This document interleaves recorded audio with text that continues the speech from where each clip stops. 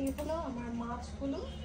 আমি আপনাদেরকে মাছগুলো কিভাবে অনেক দিন সংরক্ষণ করে একদম ঝটপট ভেজে খেতে পারি ওইটার ভিডিওটাই শেয়ার করছি। এই মাছটাকে ম্যারিনেট করে রাখি যেন আমার খুব তাড়াতাড়ি রান্না বান্নার কাজ আমি সেরে ফেলতে পারি। মন যাবে একদম নামায় ফ্রিজ থেকে বের করে খেয়ে নেবে। তো ইলিশ মাছে অতটা মশলা দিতে হয় না। আমি এখানে সামান্য পরিমাণে হলুদ মরিচের গুঁড়ো দিব, দিয়ে এখানে পরিমাণ মতো লবণটা আমি দিয়ে দিচ্ছি। মাছগুলো কেটে ধুয়ে দিয়ে গেছে আমাদের বরিশালের খালা, তেলে লবণ দিয়ে এখানে প্রায় 12টার মতো ইলিশ মাছ আছে। এর সাথে হচ্ছে আমি একটুখানি সরিষার তেলটা দিয়ে দিচ্ছি, ঠিক আছে? এই যে সরিষার তেল, তো এই যে সরিষার তেল দিয়ে দিলাম, দিয়ে এটাকে আমি সুন্দর করে এখন মাখাবো।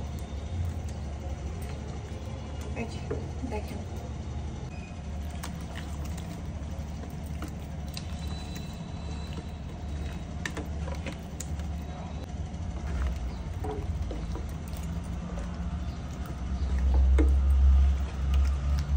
এই মাছগুলো ফ্রাই করে খেতে বেশ মজা। তো এটা এখন আমি এভাবে কেন মাথায় রাখলাম, আপনার যখন মন চাবে আপনি গরম ভাতের সাথে একদম তাড়াতাড়ি এটা ফ্রাই করে খেতে পারবেন।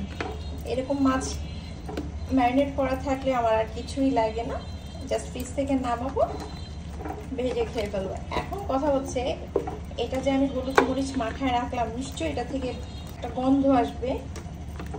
তো চলেন আজকে আমি কিছু টিপস অ্যান্ড ট্রিক্স শেয়ার করছি।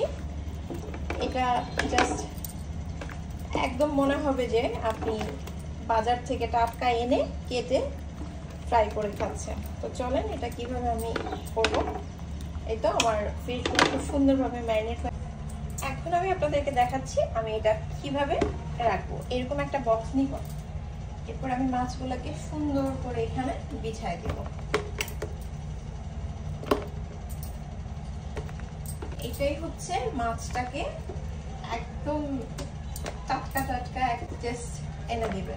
এই যে দেখেন আমি ফিশগুলো এভাবে রেখে দিলাম। লেবু কাঁচামরিচ, তো আমি এখানে এরকম ফ্রেশ কাঁচামরিচ দিয়ে দিলাম, একটা লেবু এখানে রেখে দিব। এই যে এইটাই হচ্ছে এই মাছটাকে একদম টাটকা রাখবে, ফ্রেশ রাখবে, মনে হবে যে আপনি একদম টাটকা কিনে এনে খাচ্ছেন। এই হচ্ছে যেভাবে আমি এটাকে আমি ফ্রিজে রেখে দেব।